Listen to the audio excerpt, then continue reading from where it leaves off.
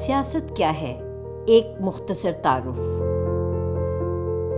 سیاست طاقت کے مطالعے کا نام ہے، ایک خاص قسم کی طاقت، ایسی طاقت جس سے انسان ایک دوسرے پر اثر انداز ہوتے ہیں۔ ایک توپ بھی طاقتور ہوتی ہے، لیکن اس کی طاقت محض طبعی نوعیت کی حامل ہے جب تک کہ اسے استعمال نہ کیا جائے۔ انسان کے ہاتھ میں آ کر توپ کی طاقت محض طبعی نہیں رہتی بلکہ سیاسی ہو جاتی ہے۔ ایک علمی شعبے کی حیثیت سے سیاسیات طاقت کے بارے میں سوال کرتی ہے، مثلاً یہ کیا ہے، اسے کن حالات میں کس کے ہاتھ میں ہونا چاہیے، اسے کس طرح اور کن مقاصد کے لیے استعمال کیا جانا چاہیے، کیا اس کا مؤثر استعمال زیادہ اہمیت رکھتا ہے یا اس کا منصفانہ استعمال۔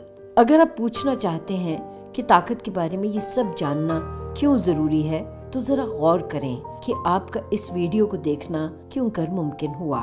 جس ڈیوائس پر آپ یہ ویڈیو دیکھ رہے ہیں اسے کچھ محنت کشوں نے بنایا ہے، جنہیں ان کی آجر کمپنیاں بتاتی ہیں کہ انہیں کیا کرنا ہے۔ یہ کمپنیاں بذات خود اپنے اپنے ممالک کی طے شدہ قوانین پر عمل پیرا ہیں، اور یہ سب ممالک ایک پیچیدہ بین الاقوامی نظام میں ایک دوسرے کے شانہ بشانہ رہ رہے ہیں۔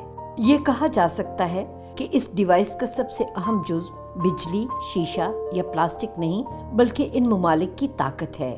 سیاسی نظریہ کی شکل میں طاقت کی ماہیت پر بحث اول قدیم یونان میں شروع ہوئی۔ ارسطو کی کتاب سیاست کا یہ جملہ بہت مشہور ہے کہ انسان ایک سیاسی جانور ہے، یعنی معاشرے میں رہنا اور ایک دوسرے پر طاقت جتانا ہماری فطرت میں شامل ہے۔ ہم اس طاقت کو کس طرح منظم کرتے ہیں کا جواب ارسطو کے مطابق ہماری اپنی منشا پر منحصر ہے۔ تھیوسیڈیڈیز نے اپنی کتاب the history of the Peloponnesian وار میں ریاستوں کے مابین طاقت کی بنیاد پر استوار تعلقات کا جائزہ لیا ہے۔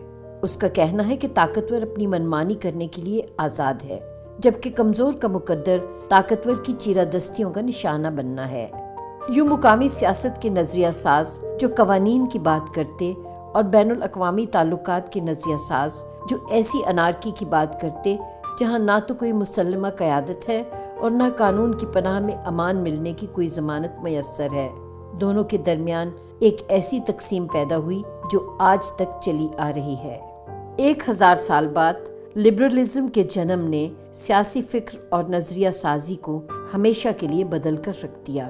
عمرانی معاہدے یا سوشل کانٹریکٹ کے نظریہ کاروں جیسا کہ تھامس ہوبز، جان لاک اور روسو نے غور کیا کہ ان کے معاشروں میں کس طرح طاقت کا استعمال کیا جاتا ہے، جہاں بادشاہوں کا دعویٰ ہے کہ حکومت کرنا ان کا حق ہے۔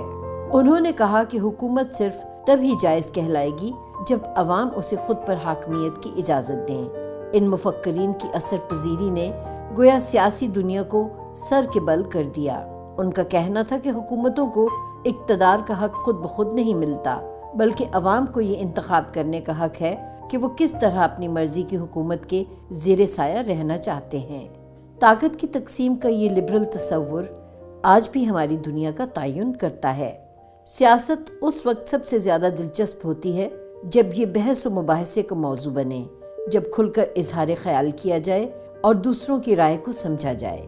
تھامس پین اپنی کتاب آدمی کے حقوق اور ایڈمنڈ برک انقلاب فرانس کے موضوع پر اپنی کتاب میں لبرلزم کے بنیادی نظریات کے بارے میں 2 مختلف نقطۂ نظر کی عکاسی کرتے ہیں اور سوال اٹھاتے ہیں کہ کیا واقعی لوگ ہی سیاسی قوت کا حتمی سرچشمہ ہیں۔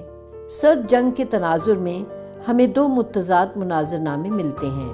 فرانسس فوکویاما اپنی کتاب تاریخ کا خاتمہ اور آخری انسان میں ایک ایسی دنیا یا لبرل ورلڈ آرڈر کی پیشگوئی کرتا ہے جہاں امن اور خوشحالی ہے۔ اس کے برعکس سیموئل ہنٹنگٹن تہذیبوں کا تصادم میں ایک ایسی دنیا کا اندیشہ ظاہر کرتا ہے جو لبرلزم کی کامیابی پر خوش نہیں اور جہاں تنازعات کے سر اٹھانے کا خدشہ پہلے سے کہیں زیادہ ہے۔ یہ دونوں اور دیگر تجزیے جہاں لبرلزم کے عروج کی بات کرتے ہیں وہیں اس کے غلبے کی راہ میں درپیش چیلنجز کا احوال بھی بیان کرتے ہیں۔ اقوام عالم کے مابین سیاسی معاملات اور عالمی سیاست کے نظریے نے 20ویں صدی میں بین الاقوامی تعلقات یا انٹرنیشنل ریلیشنز کو جنم دیا۔ بین الاقوامی تعلقات کے ماہرین بین الاقوامی سیاست کی نقشہ گری کرنے والی بنیادی قوتوں کو سمجھنے میں دلچسپی رکھتے ہیں۔ وہ تھیوسیڈیڈیز کے نقش قدم پر چلتے ہوئے حقیقی شواہد کی بنیاد پر ایسے نظریات تشکیل دینے کی کوشش کرتے ہیں جن کی بنیاد پر پیش گوئیاں کرنا ممکن ہو۔ یہ ویڈیو سیاسیات کا ایک مختصر سا تعارف یا ایک قطرہ تھا۔ علم کے بے انت سمندر کا سفر آپ کو سیاسی نظریات اور ان پر نہ ختم ہونے والی بحثوں کو سمجھنے میں مدد دے گا۔ ماضی میں معاشرے کے بارے میں نظریات کیسے قائم ہوئے، وہ کس طرح ہمارے حال پر اثر انداز ہوتے ہیں، اور یہ کہ وہ ایک سیاسی معاشرے کو تشکیل دینے اور دنیا کا مستقبل سمجھنے میں کیسے ہماری مدد کرتے ہیں۔ آئیے ان سوالوں پر غور کرتے ہیں۔